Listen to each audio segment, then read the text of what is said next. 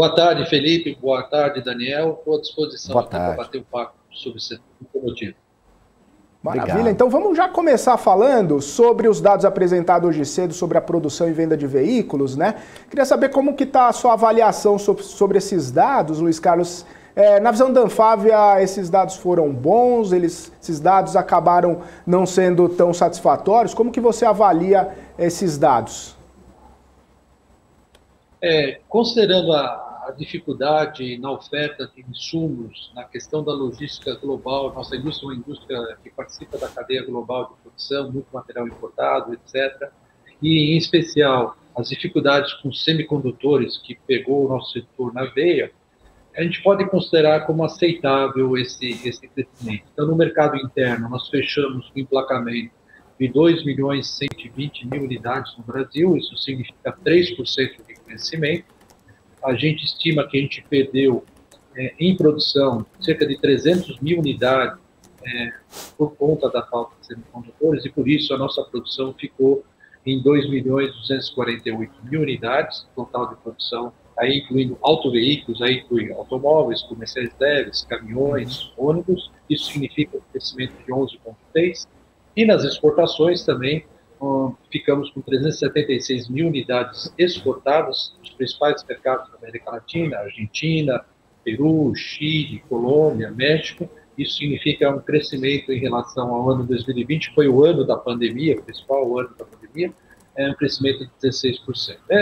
Vamos dizer assim, a gente estava até com risco de ter até uma queda, né? Mas infelizmente aí no final do ano a gente conseguiu agilizar o processo de importação, trouxemos peças com frete aéreo, fizemos uma ação especial nas áreas de logística junto aos nossos fornecedores, aqui no Brasil, lá fora, junto às nossas matrizes, a gente conseguiu, considerando todo o cenário da pandemia, terminar um ano de forma positiva. Menor do que a gente gostaria, sem dúvida, né? A gente já vendeu no Brasil, só para te dar uma dimensão, 3,8 milhões de veículos, né? E esse ano fechamos com 2.120.000 unidades. Legal. Luiz Carlos, o ano de 2020 ele foi bem mais fraco, né? O que acaba deixando a base de comparação baixa para 2021. E a gente sabe, inclusive, dos desafios, né, enfrentados no ano passado, com quebra na cadeia de produção e a falta de matérias-primas, como o senhor bem disse aí também. Você acha que esses foram os principais pontos que impactaram os números do ano passado? Acho que sim. A principal dificuldade foi na oferta. A gente tinha uma demanda reprimida vindo de 2020, né, que veio para 2021, que a gente não conseguiu atender. Só para te dar uma dimensão, a indústria automotiva deve ter perdido algo em torno de 10 milhões de unidades no mundo pela falta de semicondutores, dos quais a gente estima aproximadamente 300.000 nós deixamos de produzir aqui no Brasil. Então, a gente tem demanda reprimida, vocês devem ter visto aí, clientes esperando carros concessionárias, clientes que não quiseram esperar, procuraram o veículo seminovo, né? Então houve um crescimento do mercado de seminovo, inclusive aumento de preços, etc. As locadoras, que são grandes clientes nossos também, ficaram com a sua frota um pouco mais envelhecida, vamos dizer assim, a idade média da frota deles um pouco maior do que eles gostariam, por conta dessa restrição da oferta durante 2021. E o quanto essa falta de componentes, essa escassez aí de alguns semicondutores e tudo mais, ainda afeta a produção ou ainda pode afetar a produção ao longo de 2022? Existe uma estimativa, uma perspectiva de recomposição dessas faltas aí, Luiz Carlos? O que a gente tem falado para os especialistas na área de semicondutores, esse gap da oferta e demanda nos semicondutores ainda vai persistir em 2022, podendo entrar um pouco ainda em 2023. Só para entender, quem está nos assistindo aqui, o semicondutor no veículo é utilizado para várias funções, para gerenciamento do consumo do veículo, para itens de segurança veicular, para controle das emissões de poluentes também são usados, né, sistemas eletrônicos que precisam, para conectividade, enfim, um carro hoje, a gente até usa a expressão, um celular com rodas, né, ele é muito mais sofisticado, muito mais tecnológico. E vai ser mais ainda no futuro, tá? Então, só que o semicondutor, a gente compete com outros setores. Eletroeletrônicos, infraestrutura de comunicação, automação industrial, celulares, computadores. E esses outros segmentos também estão demandando mais e mais semicondutores. E a indústria de semicondutores no mundo não vai conseguir fechar esse gap, pelo menos, estimativa dos especialistas, deve ocorrer em 23, talvez em 24 vai ser possível o investimento em aumento de capacidade de semicondutores conseguir atender todas as demandas. Então, a gente vai enfrentar desafios. A gente está imaginando que será menor o desafio em 22, mas ainda assim teremos desafios importantes em 22. Legal.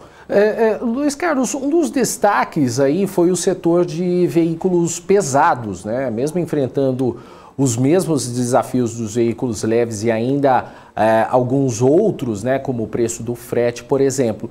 Eu queria saber quais que são as suas perspectivas para o segmento de pesados. O preço dos combustíveis e as novas regras do setor ferroviário, eles também podem afetar o segmento a médio prazo? Não, a gente não vê dessa forma, tá? O setor do agronegócio continua sendo o setor que puxa, e tudo que está ao redor do agronegócio puxa, principalmente o segmento de extra pesados, que são os caminhões mais usados nessa aplicação.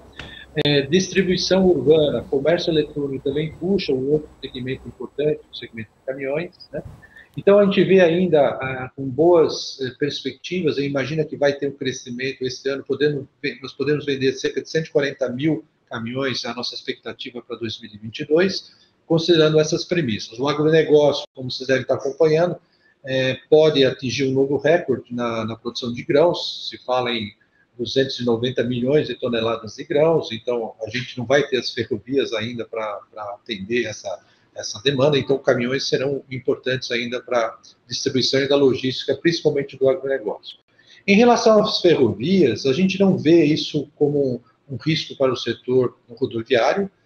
Só para te dar uma referência, a Alemanha, que tem hidrovias supermodernas, ferrovias supermodernas, distribuição de produtos através de aviões também, ainda assim tem 60% da sua distribuição de mercadorias feitas através de caminhões. Então, a gente pode mudar o formato, a utilização do caminhão, mas ele continua sendo importante também, mesmo com ferrovias. Então, a gente não vê como risco, vê só como uma adaptação para o tipo de aplicação, para o tipo de rota que vai ser utilizado para o futuro, quando a gente tiver as ferrovias implantadas no Brasil.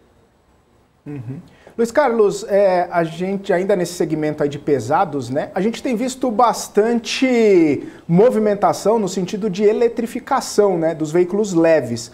Mas nos pesados parece que esse movimento não ganha tanta força ou parece ser um pouco mais complexa, né, a implementação de eletrificação nesses veículos mais pesados que seguem, né, com o motor a combustão e usando combustíveis fósseis em vários desses veículos, né? Queria saber como que está a visão da Anfávia para esse movimento, né, de eletrificação nos pesados e se você acredita que essa pode ser uma realidade que vai chegar em breve aí ou esses veículos pesados são mais complexos mesmo, tem mais complicações para chegar nesse nível de eletrificação, como a gente tem visto nos leves. Você tem razão, e o que está acontecendo no Brasil, o que vai acontecer no Brasil, é o que está acontecendo na Europa. Então, para distribuição urbana, tá? Eu estou falando de distribuição urbana, comércio eletrônico, os veículos, vou te dar uma dimensão, rodam em média 100 km por dia, tá? Então, é possível você ter eletrificação, você tem a autonomia, volta para a transportadora, faz a recarga, e é possível implantar a distribuição urbana de forma mais fácil. Para veículos pesados, transporte de passageiros, urbano também. Na cidade de São Paulo, por exemplo, um ônibus roda em média 250, 280 km por dia, em média. Então é possível também ter sistemas de recarga, infraestrutura nas garagens dos operadores de ônibus, então é possível. Então, para longa distância, como você falou, aí já começa a ser diferente, né? Você tem uma dificuldade maior, as baterias são muito grandes, você toma carga transportada, etc, etc. Então, Para longa distância, mesmo na Europa, a gente não está vendo a eletrificação ainda numa velocidade muito alta.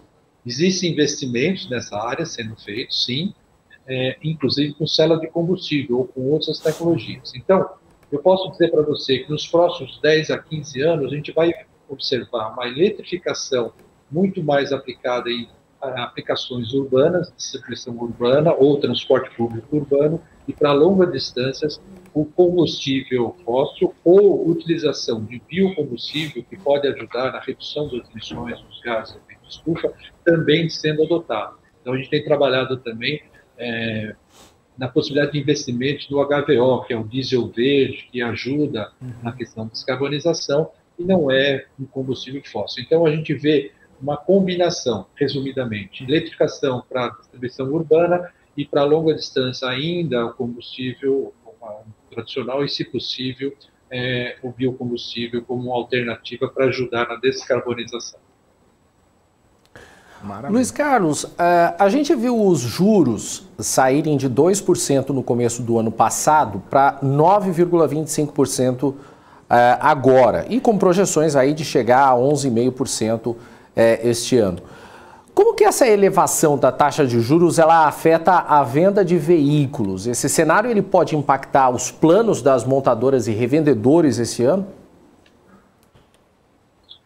Sim, juros, vou te dar uma referência. No Brasil, 50% aproximadamente das nossas vendas são feitas através de financiamento. Tá? Então, os bancos estão muito preparados para fazer esse financiamento, eu considero uma inadimplência sob controle, tem sistemas sofisticados, inclusive, para poder monitorar o crédito. Né? Mas o custo que você mencionou afeta diretamente a capacidade do nosso consumidor, né, de pagar essa prestação. Né?